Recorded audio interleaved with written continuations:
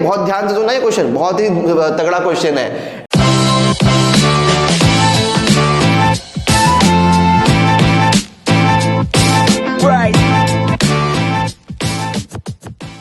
Hey guys, welcome back to GKP 360। तो आज हम लोग स्टार्ट करने वाले हैं थर्मोडायनेमिक्स पार्ट 5 केमिस्ट्री का। थर्मोडायनेमिक्स से पहले ही बता दे रहा हूं, ठीक है। और बात करेंगे एंथैल्पी के बारे में, ठीक है।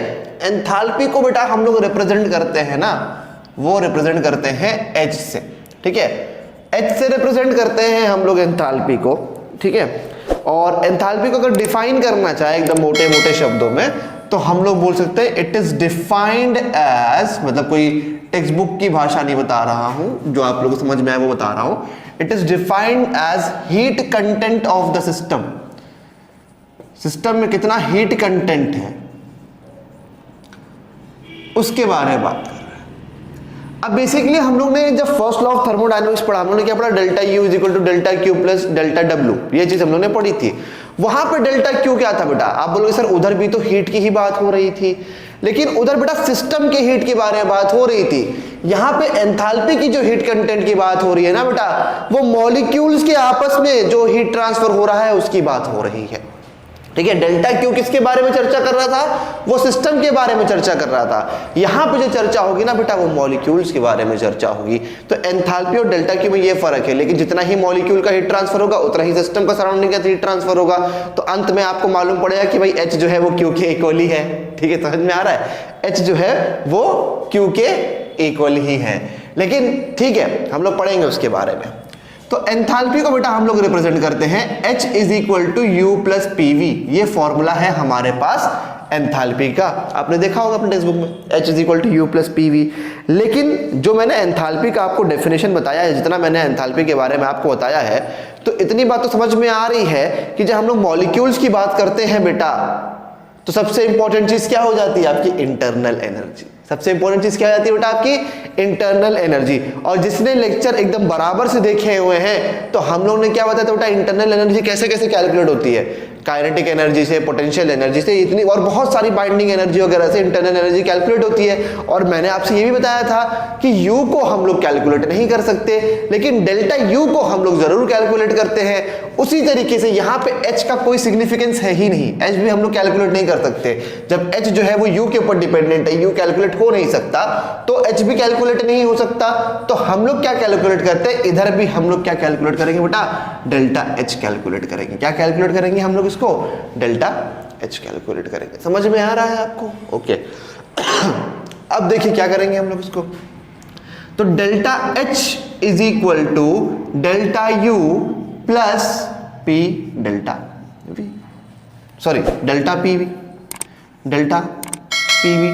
अच्छा, अब इधर भी देखना कि ये एंथैल्पी के फॉर्मूले में ना 2-3 कंडीशन आती है, और कुछ कुछ अच्छे न्यूमेरिकल्स भी हम लोग देखेंगे, ठीक है। यहां पे अभी हम लोग क्या मान करके चलेंगे, प्रेशर और वॉल्यूम दोनों ही वेरिएबल है, ठीक है, इसलिए डेल्टा दोनों के सामने लगाया है। लेकिन ऐसी कंडीशन भी आती है कि जहां पे प्रेशर कांस्टेंट हो, वॉल्यूम वेरिएबल हो, वॉल्यूम कांस्टेंट हो, प्रेशर वेरिएबल हो, तो वो सारी चीजें भी आ सकती हैं आपको, ठीक है। तो हम लोग देख रहे हैं कि यहाँ पे फिलहाल दोनों ही वेरिएबल है। तो फिलहाल अगर दोनों ही वेरिएबल है डेल्टा PV, तो हम लोग क्या लिखेंगे, delta H is equal to delta U plus P2V2 minus P1V1। ये एंथैल्पी का फॉर्मूला हो गया। अगर प्रेशर और वॉल्यूम अगर दोनों ही वेरिएबल है, समझ में आ रहा है। डेल्टा PV सबके आगे मैंने डेल्टा डाल दिया, तो delta PV is nothing but P2V2 minus P1V1। समझ में आ गया। लेकिन अगर मैं बोलूं बेटा, अगर मैं बोलूं कि हमारे पास प्रेशर कांस्टेंट है, तो अगर प्रेशर कांस्टेंट है तो चेंज क्या हो रहा है बेटा, वॉल्यूम चेंज हो रहा है। तो P डेल्टा भी देखा, प्रेशर कांस्टेंट है, बाहर चला गया, ठीक है। तो delta H is equal to delta U plus PV2 minus V1। यहाँ पे वॉल्यूम चेंज हो रहा है, वॉल्यूम वेरिएबल है, प्रेशर आपका कांस्टेंट है। और ज्यादातर आपको इसी के ऊपर क्वेश्चन पूछे जाते हैं। तो क्वेश्चन पहचानोगे कैसे, अगर क्वेश्चन में प्रेशर भी चेंज हो रहा है, वॉल्यूम भी चेंज हो रहा होगा, तो 2 वैल्यूज दी होंगी प्रेशर की, 2 वैल्यूज दी रहेंगी वॉल्यूम की, तो मतलब दोनों ही चेंज हो रहा है, तो ये वाला फॉर्मूला डाल दो। और अगर प्रेशर सिर्फ एक ही कुछ दिया है, वॉल्यूम की 2 वैल्यूज दी हुई है, समझ जाना कि प्रेशर कांस्टेंट है, तो ये वाला फॉर्मूला डाल दोगे। और अगर मान लो ऐसे हो जाए कि आपके पास वॉल्यूम कांस्टेंट है और प्रेशर चेंज हो रहा है तो V डेल्टा P आप लिख सकते हो, तो delta H is equal to delta U plus V, और ये P2 माइनस P1 हो जाएगा। मतलब सेम वॉल्यूम पे अगर प्रेशर चेंज हो रहा होगा तो आप ये वाला फॉर्मूला डालोगे, लेकिन ज्यादातर आपको बेसिकली जो है ये वाला फॉर्मूला और ये वाला फॉर्मूला आप लोग को ज्यादातर देखने मिलता है। ठीक है, समझ में आ रहा है आप लोग को? तो ये सारी चीजों को जो है आप लोग इसको नोट डाउन कर लो, एंथैल्पी में ये सारी चीजें हैं मौजूद है। ठीक है, अब देखो हम लोग बेसिकली बेटा इसको करेंगे इसे। अगर आपसे क्वेश्चन में, अभी एक बहुत बढ़िया क्वेश्चन कभी कभार इन लोग पूछ लेते हैं कि भैया डेल्टा एच कैलकुलेट करिए, बहुत ध्यान से सुनना, ये क्वेश्चन बहुत ही तगड़ा क्वेश्चन है। डेल्टा एच कैलकुलेट करिए अगर प्रोसेस आइसोथर्मल है, डेल्टा एच कैलकुलेट करिए अगर प्रोसेस आइसोथर्मल है। तो ये फटाफट कमेंट सेक्शन में इसका आंसर बता दो। मैं बोलता हूं, मैं आपको ऑप्शन दे रहा हूं, delta H1, delta H2, delta H3, delta H0। मैं आपको फटाफट ऑप्शन देता हूं। वैसे तो आप लोग बोले सर कुछ दिया हुआ नहीं है, क्यों ना जीरो ही बोल दे, है ना? बोले सर ने कुछ दिया नहीं, इसका डेल्टा H 0 ही होगा। क्यों 0 होगा मालूम नहीं, बस 0 होगा। ठीक है, और राइट भी है। मैंने कहा ना प्रोसेस बेटा आइसोथर्मल है। क्या बोला मैंने? प्रोसेस क्या है?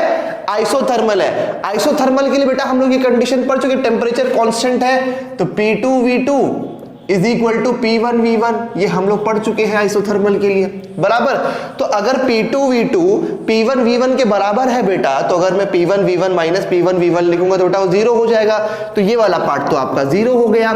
दूसरी बात, अब डेल्टा U के बारे में चर्चा कर लेते हैं बेटा। डेल्टा U के बारे में तो मैंने आप लोग को पहले ही बताया था कि इंटरनल एनर्जी डिपेंड करती है चेंज इन टेम्परेचर से, बराबर। जिसको नहीं याद है बेटा तो मैंने फॉर्मूला भी लिखवाया था आप लोगों को, delta U is equal to NCV delta T, जहां पे N नंबर ऑफ मोल्स था, CV आपका specific heat capacity at constant volume था, और delta T change in temperature था।